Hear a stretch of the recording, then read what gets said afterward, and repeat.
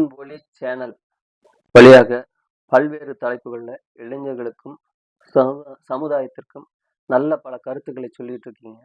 உங்களுடைய பயணத்திற்கான நோக்கம்னு ஒன்று இருக்கும் இல்லையா, அந்த நோக்கம் என்னங்க சார்? நிறுவனரும் அவரே. இன்னைக்கு நம்ம அவரை தான் மீட் பண்ண வந்திருக்கோம்.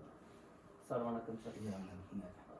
இன்னைக்கு இந்த வருஷத்தினுடைய முன்னேற்றம் எப்படி இருக்கும், நீங்கள் கடந்து வந்த பாதைகள் எப்படி கடந்து வந்தீங்க, அந்த சிரமங்கள் எப்படி வந்தீங்க அப்படிங்கிறது இந்த வருஷத்தினுடைய எண்டு முடியுது. அடுத்து 2026 வரப்போகுது. இப்போ வருங்கால இளைஞர்களுக்கு உங்களுடைய கருத்துக்கள் கொஞ்சம் பகிர்ந்துக்கலாம்னு விரும்புகிறேன். அன்பானவர்களுக்கு கருப்பா நல்லமுத்துவின் பணிவான வணக்கம். ட்ரீம் சினிமா நேயர்கள் அனைவருக்கும் எனது பணிவான வணக்கத்தையும் புத்தாண்டு நல்வாழ்த்துக்களையும் சொல்லிக்கொள்வதில் பெரும் மகிழ்ச்சி அடைகிறேன். அதாவதுங்க, நான் கிட்டத்தட்ட எங்கள் ஊர் அரவக்குறிச்சிக்கு பக்கம், அதாவது கரூர்லேருந்து 30 கிலோமீட்டருக்கு அருகில் உள்ள ராஜபுரம் என்கிற கிராமங்க. அங்கே பார்த்தீங்கன்னா எங்கள் கிராமத்துக்கு சுற்றிலும் விவசாய பூமி தாங்க. நல்ல பசுமையான வெளிகள். அந்த தென்புறம் அமராவதி ஆறு.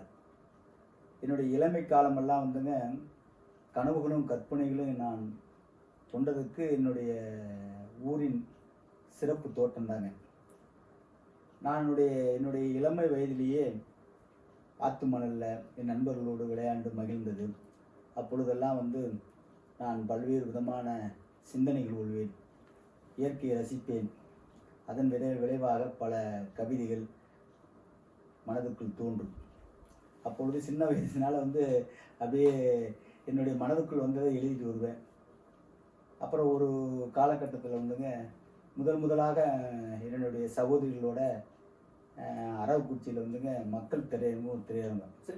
அங்கே பாக்கியராஜின் அந்தையில் நாட்கள் படம் பார்க்க போயிருந்தேன். அப்பொழுது அந்த கதையோட திரைக்கதை அமைப்பு, அதனோட முடிவு, அந்த படத்தின் தாக்கம், அவருடைய ஸ்க்ரீன் பிளே என்னுடைய ஆர்வத்தை தூண்டுச்சு. அப்புறந்தே நாமளும் ஒரு டைரக்டர் ஆகணும், பாக்கியராஜ் மாதிரி ஏதாவது பண்ணணும், சினிமா பண்ணணும். அப்புறமா யோசித்து அவர் மேலே ஒரு பற்று ஏற்பட்டு அவருடைய படங்கள் எல்லாம் தொடர்ந்து பார்க்க ஆரம்பித்தேன். ஸோ உங்களுக்கு இன்ஸ்பிரேஷன் பாக்கியராஜ் உங்களுக்கு.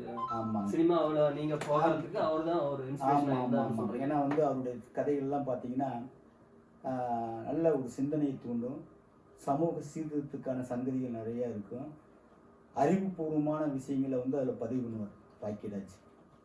அவரை நான் என்னுடைய மானசீக குருவாக ஏற்றுக்கிட்டு அவருடைய பாக்கியா வார இதழில் 50க்கும் மேற்பட்ட சிறுகதைகள் நான் எழுதியிருக்கிறேங்க. என்னை பலமுறை பாக்கியராஜ் அவர்கள் ஐயா என்னை வாழ்த்திருக்காரு.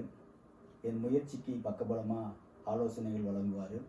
எனக்கு ஏதாவது ஐயம் ஏற்பட்டால் அவரை தொடர்பு கொள்வேன். அந்த அவருடைய படத்தாக்கம் தான் நான் என்னுடைய வளர்ச்சின்னு நான் சொல்லிக்கொள்வது பெருமை கொள்கிறேன். ஐயா பாக்கியராஜ் அவர்களுக்கு என் மனமார்ந்த வணக்கத்தையும் தெரிவித்துக் கொள்வது இந்த நேரத்துலைங்க. கண்டிப்பா அவருக்கு நன்றி சொல்லணும். ஆமாம், நீங்க அவர் சிஷ்யனா வந்திருக்கீங்க. ஏன்னா அவருடைய கதை தாக்கம் தான் இன்றைய நான் ஒரு 30க்கும் மேற்பட்ட திரைக்கதைகள் எழுதி வாய்ப்புக்காக முயற்சித்து கொண்டிருக்கிறேன். நல்ல ஒரு தயாரிப்பாளர் கிடைப்பார்கள் என்ற நம்பிக்கை எனக்கு நிறைய இருக்குது. என்னுடைய பயணம் எல்லாம் எப்படியும் நம்முடைய கதை சமூக மக்களுக்கு அரங்கேற்றமாகும் என்ற நம்பிக்கையும் முழுமையாக இருக்குது. ஏன்னா என்னுடைய ஒவ்வொரு சிறுகதையும் சமூக வளர்ச்சிக்காகவும் இளைஞர்களுக்காகவும் நான் எழுதியிருக்கிறேன். அது தன்னம்பிக்கை தொடர். தன்னம்பிக்கை தொடர் 50க்கும் மேற்பட்ட, ஆமாம், 50க்கும் மேற்பட்ட திரைக்கதை சமூக சீர்திருத்த இளைஞர்கள் நூல்கள் எழுதியிருக்கிறேன். அதாவது இப்போ கூட என்னுடைய சேனலில் பார்த்தீங்கன்னா திங்கட்கிழமை பூ பெய்தி பூக்கள், செவ்வாய்க்கிழமை சிந்தனை சிறகுகள், புதன்கிழமை சிரிங்க சிந்திங்க, வியாழக்கிழமை கணாக்காலங்கள், வெள்ளிக்கிழமை காதல் காணங்கள், சனிக்கிழமை அரசியலே மூச்சு, அரசியலே பேச்சு, ஞாயிற்றுக்கிழமை உள்ளங்கையில் உலகம், சிரிப்பு சிதறல்கள் அப்படின்னு வந்து ஒரு 15 தொடர் போயிட்டுருக்குங்க. சரிங்க சார். என்னுடைய விண்வெளி சேனலை சிறப்புமாக இயக்கிட்டு இருக்கிறேங்க. நான் வந்து இளைஞர்களுக்கு என்ன இந்த நேரத்தில் சொல்ல விரும்புகிறேன்னாங்க, அதாவதுங்க தோல்விகள் வாழ்வியலில் வந்து நமக்கு ஒரு பெரிய ஒரு கல்வியல் களம். தோல்வியில் தான் நம்முடைய வெற்றிக்கு வித்தா அமையும்னு நான் சொல்லிக்கொள்ள விரும்புகிறேன். எந்த ஒரு தோல்வியும் இளைஞர்கள் வந்து கடந்து செல்லும்போது தான் அவங்க நல்ல ஒரு ஞானத்தையும் புத்தியும் பெற முடியுங்க. அதாவதுங்க நம்ம எந்த ஒரு விஷயத்தையும் வந்து நம்ம வந்து அது இடையஞ்சலாகவோ மற்றபடி நமக்கு அது கவலை அளிக்கக்கூடிய விஷயமா நினைக்கக்கூடாது. ஏன்னா ஒரு மரத்தை வந்துங்க சருகுகள் உதிர்ந்தால் தான் தளிர்கள் தோண்டும்.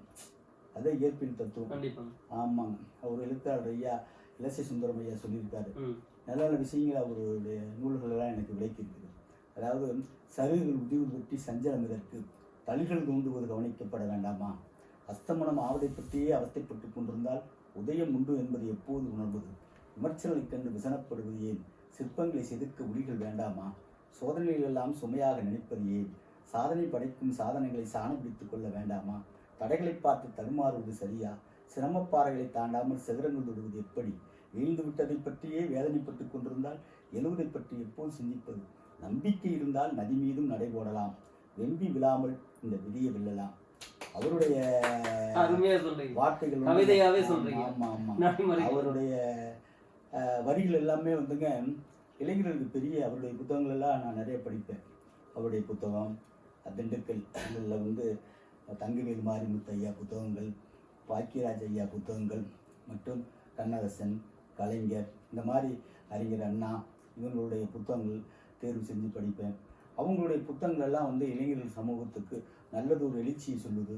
தோல்விகளை நீங்கள் கடக்கும் பொழுதுதான் ஒரு வெற்றியாளராக உருவாக முடிகிற நல்ல விஷயங்களை சொல்லுதுங்க. அதனால் அந்த மாதிரி புத்தகங்கள்லாம் தேர்வு செஞ்சு படிக்கணும். எனக்கு நான் இளைஞர்களுக்கு என்ன சொல்லுறேன்னா, மறுபடியும் நிறைய படிக்கணுங்க. நான் வந்துங்க பெரிய அளவில் அதுதான் சார். இப்போ இன்னைக்கு படிப்புங்கிறது வந்து எல்லாருமே மொபைலாகவே யூஸ் பண்ணிட்டு இருக்காங்க, மொபைலில் தான் பார்க்குறாங்க. படிப்புங்கிறது ரொம்ப கம்மி. புக் எடுத்து படிக்கணுங்கிறத வந்து இன்னைக்கு நிறைய நடைமுறை சாத்தியமே இல்லாத மாதிரி ஆகுது. என்னை பொறுத்தவரைங்க நான் no certificate person by knowledge person. காரணம் என்னங்கன்னா நிறைய புத்தகங்கள் படிக்கிறது. கண்டிப்பாக நாலேஜ். ஆமாம். நான் வந்து பார்த்தீங்கன்னா என்னுடைய 20 ஆண்டு காலத்துக்கு முன்னரே வந்துங்க டி நகரில் சென்னையில் வந்து நல்ல சட்ட புத்தகங்கள்லாம் தேர்வு செய்வேன். ஆமாம். இங்கே அரசியல் சாசனம், குற்றவியல் சட்டம், தண்டனை சட்டம், சாட்சி சட்டம், தகவல் ஒரு உரிமை சட்டம், வங்கில் சட்டம், வணிகல் சட்டம், விவகாரத்து சட்டம், இந்த மாதிரி திருமண சட்டங்கள், பல்வேறு நூல்களை சட்ட புத்தகங்கள்லாம் படித்து இன்றைய அரசியல் எப்படி இருக்கணும், இன்றைய ஆட்சி முறை எப்படி இருக்கணும், அரசியலே மூச்சு அரசியலே பேச்சுங்கிற ஒரு தொடரில் அதை வெளிப்படுத்திட்டு இருக்கிறேன். நாளை இளைஞர்கள் எல்லாம் இந்த மாதிரி சட்ட நுணுக்கங்களாக தெரிஞ்சுக்கிட்டு தன்னை எப்படி சீர்படுத்திக்கணும், செம்மையாக்கணும், சிறப்பாக்கிக்கணும் அப்படிங்கிற வழிகளை கண்டுபிடிக்கணும். இப்போ அதாவதுங்க உலக விமர்சனம் ஒரு மாதிரியாக இருக்கும். ஆனால் நம்முடைய செயல்பாடுகள் தான் நம்ம வந்து வள்ளுவன் சொல்லணும். அதான் சார். இப்போ நமக்கு என்ன ஷார்ட்டாக என்னன்னா, நம்முடைய இலக்குகள் நோக்கி போகிறது மறந்துடுறாங்க. ஸோ நீங்கள் கடந்து வந்த இலக்குகள், பாதைகள், இது வந்து நீங்கள் எப்படி கடந்து வந்தீங்க, அதை வந்து ஒரு ஷார்ட் சொன்னீங்கன்னா அடுத்து அவங்களுடைய இலக்கு நோக்கி எப்படி போகணும் அப்படிங்கிறது ரொம்ப நன்மாக்கும். நீங்கள் கடந்து வந்த இலக்கு எப்படி, அடுத்து உங்களுடைய இலக்கு என்ன? நான் வந்து பார்த்தீங்கன்னாங்க என்னுடைய இளம் வயதிலேயே ஓவியத்தில் எனக்கு ஒரு ஆர்வம் இருந்துச்சு. நல்ல ஓவியம் வருவேன். இந்த சைன் போர்டெலாம் எழுதுவேன். ஆர்டிஸ்டில் தான் என்னுடைய வாழ்வு வளர்ந்துச்சுன்னே சொல்லலாம். அதன் மூலமாக தான் சிறுகதைகள் எழுத ஆரம்பித்தேன். பாக்கியராஜ் ஐயாவின் உந்துதலின் தாக்கத்தால். அப்புறம் அந்த கதை எழுதுறது திரைக்கதை. இன்றைக்கி வந்து 30 திரைக்கதையை நான் வச்சுருக்கேன்னா அந்த ஒரு அணிதினமும். ஸோ சினிமா துறையிலையும் கதை நிறைய வச்சுருக்கீங்க. ஆமாம். அணிதினமும் வந்து என்னென்ன அதை நோக்கி உங்களுடைய பயணங்கள்ல எந்த அளவுக்கு சார், எந்த அளவுக்கு தொட்டிருக்கீங்க, எந்த அளவுக்கு? ஒரு 70% தாண்டி என்னுடைய பயணம் வெற்றிகரமாக ஓடிட்டு இருக்குங்க. ஒவ்வொரு காலத்தையும் வென்று வந்திருக்கேன். நான் அதிகாலை வந்து 4 மணி 3 மணிக்கெல்லாம் எந்திரிச்சு ஒரு தினமும் 1 மணி நேரம் படிப்பேன். 1 மணி சார், உங்களுடைய கனவுகளும் கற்பனைகளும் கவிதைகளும் ரொம்ப சிறப்பாக இருக்குங்க சார். இந்த சமூகத்துக்காக உங்களுடைய எண்ணங்கள் கற்பனைகளும் நீங்கள் சொல்றது நல்ல முறையில் போய் சேரணும்னு நினைக்கிறேன். வணக்கம்.